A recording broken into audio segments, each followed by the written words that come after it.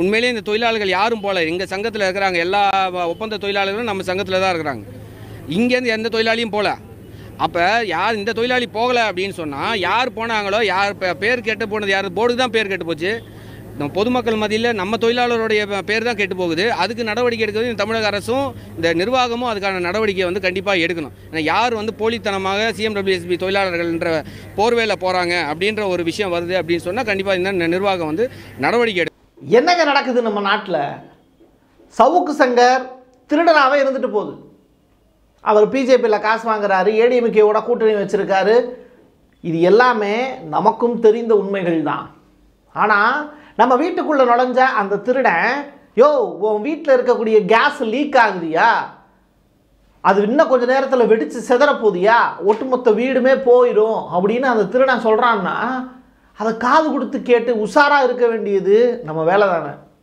இதைத்தான் சவுக்கு சங்கருடைய கூற்றில் இருந்து நம்ம தெரிஞ்சுக்க வேண்டியது. டிக்கி அப்படிங்கிற அந்த நிறுவனம் 213 பேருக்கு ஒரு கனரக வாகனங்கள் கொடுக்கறதுக்கான ஒப்பந்தத்தில் கவர்மெண்ட்டோட சேர்த்து சைன் போடுறாங்க. இப்போது இந்த ஒப்பந்த தொழிலாளர்கள், தூய்மை பணியாளர்கள், துப்புரவு தொழிலாளர்கள், இவங்க எல்லாருமே ஒரு 1500 பேர் கடந்த பல ஆண்டு காலமாக ஒரே ஒரு விஷயத்தை எதிர்நோக்கி காத்திருக்காங்க. நிரந்தர பணியாளர்களாக எங்களை மாற்று அப்படின்னு. ஆனால் இதை செய்கிறதுக்கு நம்மை ஆளக்கூடிய கவர்மெண்ட்டுக்கு துப்பு இல்லையா? இப்போ வந்து ஒரு தவறான கண்ணோட்டம் வெளியே போகுது. அதாவது தூய்மை பணியாளர்கள் வந்து தவறு பண்ணிட்டாங்க, தலைவலி செஞ்சிட்டாங்க அப்படின்னு சொல்லி போயிருக்காங்க. இதுக்கு எங்களுக்கு சம்மந்தமே இல்லை. நாங்கள் கேட்டது பணி நடந்து தான் கேட்டிருக்கோம். எங்களை வச்சு வந்து வெளியே அரசியல் பண்ணிட்டு இருக்காங்க. எங்களை வச்சு இந்த சவுக்கு சாகர் வந்து இந்த டிக்கி நிறுவனத்தினால வந்து இவ்வளோ ஏமாற்றிருக்காங்க. அந்த வண்டி வந்து எங்களுக்கு கொடுத்தது, இவ்வளோ நாளாக கஷ்டப்பட்டவங்களுக்கு எங்களுக்கு கொடுத்தது. ஆனால் எங்களுதில் வந்து பார்த்தா ஒரு 20-30 பேர் தான் இருப்பாங்க. அது மீதி 200 பேர் எங்கே போனாங்கன்னு தெரியல. டிபார்ட்மெண்ட்டில் இருக்கவங்க இல்லை. அதுதான் சவுக்கு சங்கர் கரெக்டாக லிஸ்ட் எடுத்து வச்சு சொல்லியிருந்தாரு. அவர் அந்த லிஸ்ட்டு வச்சுருக்கனால தான் அவர் வீட்டில் போய் இந்தமாரி மலை தவிர்த்து இது பண்ணிட்டு இருந்தாங்க. அது நாங்கள் பணி இருந்தோம் கேட்குறேன்னு சொல்லுவோம் தான் அவங்க கடற்கனை இந்த வண்டியை டிக்கி நிறுவனத்தை கொடுத்து தொழில் முனைவர் ஆக்குறேன்னு சொல்லி இது பண்ணாங்க. எங்களுக்கு தொழில் முனைவர் வேண்டாம், 20 வருஷம் இருந்துட்டு இதுக்கப்புறம் தொழில் முனைவர் எங்களுக்கு தேவையில்லை, இதுலேயே எங்களுக்கு பணி நிரந்தரம் கொடுத்தா போதும். இதற்கு கவர்மெண்ட் கிட்ட பதில் கிடையாது. ஒரு சட்டப்பேரவை நடந்துக்கிட்டு இருக்கும்போது, சட்டப்பேரவை கூட்டத்தொடர் நடந்துக்கிட்டு இருக்கும்போது சமூகத்தில் நம்ம தமிழ்நாட்டில் இப்படி ஒரு நிகழ்வு அப்படிங்கிறது ஒரு தனி மனிதனுடைய வீட்டில், அதுவும் இன்னைக்கு தமிழ்நாடு முழுவதும் அறிந்த ஒரு முகம்னா சவுக்கு சங்கர். அவர் அரசியலை பற்றி பேசுகிறாரு, டிஎம்கேவை பற்றி பேசுகிறாருன்னு எல்லாருக்கும் தெரியும். அப்படிப்பட்ட ஒரு நபர் மீது வீட்டுக்குள்ளேயே போய் ஒரு 70 வயது முதிய பெண்மணி இருக்கக்கூடிய நேரத்தில் மலத்தள்ளி கொட்டுறாங்க அப்படின்னா இதை செஞ்சிருக்கவங்க கண்டிப்பாக துப்புரவு பணியாளர்களோ தூய்மை பணியாளர்களோ இருக்க மாட்டாங்க. ஒரு பேட் ரிமார்க் வீடு தந்தேனாலே நமக்கே இப்ப டென்ஷன் ஆயிருக்கு பாருங்க. அது போட்டும். பட் நீங்க அடுத்தது நீங்க இந்த மாதிரி பண்ணாதீங்கன்னு சொல்றேன். இப்போ நடந்து போச்சு, நீங்க பார்த்து பேசிட்டு பிரயோஜனம் இல்லை. இனி எனக்கு ஒரு பிரச்சனை வராம பாருங்க. சரி, ஏன்னா எல்லாருமே கம்ப்ளைண்ட் பண்ணுது. வீடு தந்தா அந்த டைம்ல இருந்தே நெய்பர்ஸ் எல்லாமே கம்ப்ளைண்ட் பண்ணுது. அப்ப எல்லாம் இவரு சொல்லி இவரு சொல்லிட்டு நான் நம்மளோட ஆளு. இப்போ நீங்க எனக்கு அப்படி ஒரு கேரக்டர் இருக்கு. யார் என்ன சொல்றாங்க இப்ப அதனாலே நமக்கு டென்ஷன் வந்துருக்கு. காரணம் என்னன்னா, அவங்களே கொடுத்துருக்கக்கூடிய பேட்டியில் வீடை முழுக்க சுத்தம் பண்ணுறவங்க நாங்கள், வீட்டுக்கு உள்ள நீங்களே பயன்படுத்தினதை வெளியில் அள்ளி கொட்டுறவங்க நாங்கள். அப்படிப்பட்ட நாங்கள் ஒரு தனி மனிதனுடைய வீட்டுக்குள்ளே போய் மலத்தை அள்ளி கொட்டுவோமா?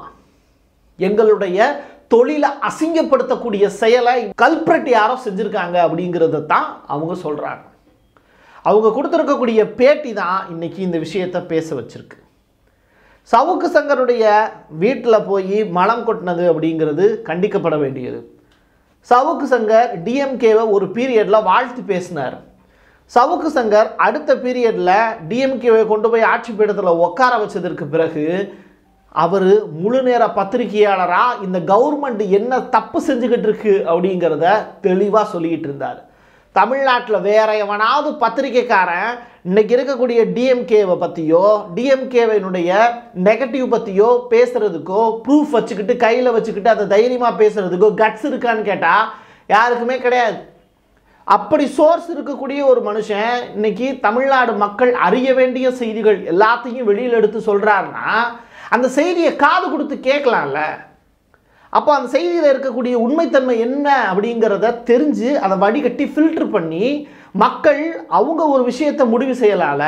நான் ஆரம்பிக்கும் போதே சொன்னேன், அவன் திருடன் இல்லைன்னு நான் சொல்லலை. ஆனால் அந்த திருடன் ஒரு நல்ல விஷயம், வீடே வெடிக்க போகுதுடா, அது கொஞ்சம் கவனமாக இருடா அப்படின்னு போகிறப்ப சொல்லிட்டு போகிறான்ல. அப்போது நகை போச்சு பணம் போச்சுங்கிறத விடு, ஒட்டுமொத்த வீடும் போயிரும்டா பார்த்துக்கடா அப்படின்னு சொல்லும்போது அவன் திருடனாக இருந்தாலும் ஏதோ ஒரு விஷயத்தில் நமக்கு நல்லது சொல்கிறான்ல. அப்போ அதை காது கொடுத்து கேட்கணும்ல. இந்த விஷயத்தில் தமிழ்நாட்டு மக்கள் சவுக்கு சங்கர் பக்கம்ல நிற்கணும். இன்னைக்கு கொடுக்கப்பட்டுக்கிட்டு இருக்கக்கூடிய இன்டர்வியூஸ் எல்லாமே காங்கிரஸா இல்லை சவுக்கு சங்கரா அப்படிங்கிற அந்த 2 கார்னரில் கொண்டு போய் நிப்பாட்டுறாங்க. போலீஸார் அந்த பெண்மணியாகட்டும், அவங்க கூட வந்த 20 பேராகட்டும், அவங்க அத்துணை பேருக்கும் பாதுகாப்பு கொடுத்து போராட்டம் நடத்துறதுக்கு அனுமதி கொடுக்குறாங்க. வள்ளுவர் கோட்டத்தில் போராட்டம் பண்ணக்கூடாது அப்படின்னு சொல்லி இப்போ தான் நாங்கள் திருவல்லிக்கேணிக்கு போய் அந்த போராட்டம் பண்ணுறத இடத்தையே மாற்றுறீங்க போலீஸ்காரங்க. அப்போ போலீஸ்காரங்க ஒரு போராட்டம் நடத்துறதுக்கே ஒரு குறிப்பிட்ட இடத்த தேர்ந்தெடுத்து கொடுக்கும்போது சாலையோரத்தில் இருந்து இவங்கள கூட்டிகிட்டு வந்து கரெக்டாக சந்துக்குள்ளே இருக்கக்கூடிய சவுக்கு சங்கர் வீட்டில் போய் போராட்டம் பண்ண வச்சு ஒரு 3 மணி நேரத்திற்கு பிறகு இவங்கெல்லாம் உன் வீட்டு வாசலில் போராட்டம் பண்ணிக்கிட்டு இருக்காங்க. இவங்க போனதற்கு பிறகு வாங்கன்னா அவ்வளவு பெரிய துப்பாக்கி அவங்க கையில் வச்சுக்கிட்டு இருக்காங்க. அப்போது சவுக்கு சங்கர் சொல்லக்கூடிய விஷயத்தில் இதில் காவல்துறைக்கோ இல்லை குறிப்பிட்ட நபருக்கோ சம்பந்தம் இருக்குது அப்படின்னு அவர் சொல்லக்கூடிய விஷயத்தை சீர்தூக்கி இன்னைக்கு இருக்கக்கூடிய அரசு ஏன் அதை பார்த்து அந்த தனி மனிதனுடைய தேவையை ஃபுல்ஃபில் பண்ணக்கூடாது? இதே மு.க. ஸ்டாலின் வீட்டிலையோ இல்லை ஜெயலலிதாவுக்கு பிறகு இருக்கக்கூடிய எடப்பாடி பழனிசாமி வீட்டிலையோ இவ்வளவு பெரிய அசிங்கமான ஒரு செயலை ஒரு தனி மனிதனோ வேறு ஒரு நபரோ செஞ்சுருந்தாங்கன்னா அவங்கள 24 ஹவர்ஸுக்குள்ளே கைது பண்ணாமல் இருப்பாங்களா? 20 பேர் போராட்டம் பண்ணாங்க, அதில் கேஸ் சிபிசிஐடிக்கு மாறிடுச்சு. ஆனால் அந்த 20 பேரில் 5 பேரை மட்டும் கைது பண்ணுறாங்க. உடனே கோர்ட்டில் அவங்களுக்கு நிபந்தனையோட ஜாமீன் வேற கொடுத்துட்றாங்க. அப்போது அந்த தப்பு பண்ணக்கூடிய நபர் தொடர்ச்சியாக தப்பு பண்ணுறதுக்கான வாய்ப்பை தானே இந்த சொசைட்டி உருவாக்கி கொடுக்குது. தமிழ்நாட்டில் இருக்கக்கூடிய மக்கள் இது ரொம்ப அமைதியாக கவனிச்சுக்கிட்டு தான் இருக்காங்க அப்படிங்கிறது எனக்கும் நல்லா தெரியும். இந்த டிக்கி நிறுவனத்தோட இவங்க போடப்பட்டு இருக்கக்கூடிய அந்த ஒப்பந்தம் அப்படிங்கிறது இந்த தூய்மை பணியாளர்களுக்கும் துப்புரவு தொழிலாளர்களுக்கும் ஆபத்தானது. டிக்கின்ற நிறுவனத்துக்கு நாங்கள் கான்ட்ராக்ட் விட்டா அவங்களுக்கு வந்து இப்போ 7 வருஷத்துக்கு எந்த கவலையும் கிடையாது. அவங்க வந்து தொழிலதிபர்கள் ஆகிட்டாங்க, தொழில் முனைவோர்கள் ஆகிட்டாங்க. தூய்மை பணியாளர் தொழில் முனைவோர் திட்டத்தில் அவங்களுக்கு வந்து நாங்கள் தொழில் முனைவோர் திட்டத்தை கொடுத்துட்டோம் அப்படின்னு சொல்லி சட்டமன்றத்திலே ஒரு பொய்யை சொல்றாங்க. நேரு அவர்கள் நம்ம உள்ளாட்சித்துறை அமைச்சர் சட்டமன்றத்திலேயே ஒரு பொய்யை சொல்றாரு. இது வந்து சட்டமன்றத்தில் இருக்கிற அனைத்து எம்எல்ஏக்கள் யாருக்குமே தெரியல. தனியாரை உள்ள வர வைக்கிறது அப்படிங்கிறதுல ஏகப்பட்ட வேலையை இந்த அரசு செஞ்சுக்கிட்டு இருக்கு. இவங்க தூய்மை பணியாளர்களும் துப்புரவு தொழிலாளர்களும் பணி நிரந்தரம் கேட்டு பல காலமாக போராடிக்கிட்டு இருக்காங்க. இப்போ இவங்க என்ன சொல்கிறாங்க, நாங்கள் போய் சவுக்கு சங்கர் வீட்டில் அந்த வேலையை செய்யலை அப்படிங்கிறாங்க. அப்போது அந்த அசிங்கமான செயலை செய்தவர்கள் யார் அப்படிங்கிறத கண்டுபிடிச்சி அவங்களுக்கு அதிகபட்சமான தண்டனையை வாங்கி கொடுக்க வேண்டியது யாருன்னா அது திமுக அரசு. அப்படி நீங்கள் செஞ்சீங்கன்னா மட்டும்தான் மக்களுக்கு ஓட்டு கேட்கறதுக்கே போக முடியும். இல்லாட்டி கார் துப்பிடுவான். ஒரு தனி மனிதனுடைய வீட்டில் மலத்தள்ளி கொட்டுற வரைக்கும் அதுக்கு பாதுகாப்பு கொடுத்து உன்னைய விமர்சனம் பண்ணுறாங்க அப்படிங்கிறதுக்காகவே அதுக்கு பாதுகாப்பு கொடுத்து இவ்வளவு பெரிய விஷயத்தை செய்ய வச்சிருக்கீங்கன்னா நீ எவ்வளவு பெரிய இந்த மக்கள் கொஞ்சம் யோசிப்பாங்கல்ல. இதை திமுக அரசு தான் செஞ்சதுன்னு நம்ம சொல்லலை, இதை காங்கிரஸில் இருக்கக்கூடிய குறிப்பிட்ட நபர் தான் செஞ்சுருக்காங்கன்னு சொல்லலை. ஆனால் அந்த 20 பேர் தமிழ்நாட்டுக்குள்ள சட்டவிரோதமாக ஒரு தனி மனிதனுடைய வீட்டுக்குள்ளே நுழைஞ்சு அவன் பேசின பேச்சுக்காக நீங்கள் கொஞ்சம் யோசிச்சு பாருங்க. இப்போ அந்த அம்மாவுக்கு ஏதாவது ஆயிருந்துச்சு அப்படின்னாலும் பிரச்சனை. இப்போ அந்த 20 பேர் அப்படிங்கிறது யார் அப்படிங்கிற அந்த கேள்வி இருக்குது. அந்த லேடி யாருன்னு தெரியல. தனிப்பட்ட முறையில் அந்த விஷயத்தை ஒரு லேடி வந்து பார்த்தீங்கன்னா ஃபேஸ்புக்கில் லைவாக போடுறாங்க. அப்போ அவங்களுக்கு இந்த சம்பவம் நடக்குது அப்படிங்கிறது எப்படி தெரியும் அப்படிங்கிறதையும் காவல்துறை விசாரிக்கலை. ஸோ இவ்வளவு விஷயங்கள் இந்த இடத்துல வந்து இருக்குது. ஸோ கேஸ் வந்து சிபிசிஐடிக்கு மாற்றப்பட்டதற்கு பிறகு அவங்களும் விசாரிப்பாங்க அப்படிங்கிறதுலையும் நமக்கு நம்பிக்கை இருக்குது.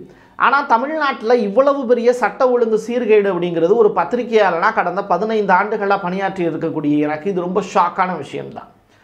இதில் ரொம்ப ரொம்ப குறிப்பிட்டு நம்ம சொல்லணும் அப்படின்னா சவுக்கு சங்கர் வாழ தகுதியற்ற ஒரு நாடாக தமிழ்நாடு மாறிக்கொண்டிருக்கிறது அப்படிங்கிற விஷயம். நீங்கள் தனுஷ்கோடின்னு சொல்லிட்டு ஒரு ஊருக்கு போனீங்க அப்படின்னா மக்கள் வாழ தகுதியற்ற இடம் அப்படின்னு எதை வச்சு சொல்கிறாங்கன்னா 1967 நடந்த ஒரு பெரிய புயல்னால இனிமேல் மக்கள் வாழவே முடியாது அப்படின்னு. அமெரிக்காவில் இருந்தால் காட்டுத்தீ வந்துச்சு, சென்னையில் இருந்தால் பெருவெள்ளம் வந்துச்சு. ஆனால் இந்த ஊரெல்லாம் நம்ம வாழ தகுதியற்ற இடம்னு சொல்லிடுவோமா?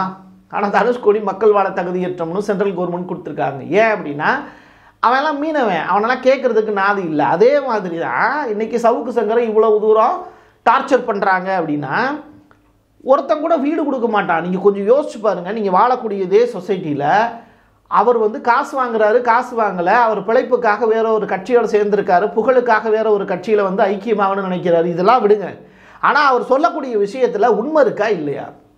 10 விஷயம் சொல்கிறாருன்னா அதில் 8 விஷயம் பொய்யா இருக்கட்டும், 2 விஷயம் உண்மையாக இருக்குது அப்படின்னா அந்த 2 உண்மையான விஷயம் மக்கள் சார்புடையதாக தானே இருக்குது. அப்போ அந்த 2 உண்மையான விஷயங்கள் என்ன அப்படிங்கிறத ஒருத்தர் பேசும்போது அதை புரிஞ்சுக்கிட்டு இந்த மக்கள் விழிப்புணர்வோடு செயல்பட வேண்டியது அவசியம் தானே. எல்லாரும் நாட் பர்ஃபெக்ட் அப்படின்னா நமக்கு இந்த பிறப்பே தேவை கிடையாது. அப்படி இருக்கும்போது பர்ஃபெக்ஷன் இல்லாத ஒரு மனுஷன்கிட்ட இருந்து மக்களுக்கு தேவையான சில நியூஸ் வந்து கிடைக்குது அப்படின்னா அதை மக்கள் அந்த நபருக்கு சப்போர்ட்டாக இருக்கணும்ல. இன்றைக்கி எத்தனை பேர் சவுக்கு சங்கருக்கு வந்து வீடு கொடுக்கறதுக்கு தயாராக இருப்பாங்க?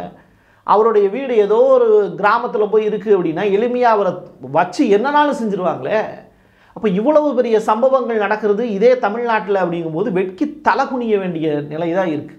குணால் கம்ப்ரா அப்படின்னு சொல்லிட்டு ஒரு ஸ்டாண்டப் காமெடியன், யார், மகாராஷ்டிராவில்.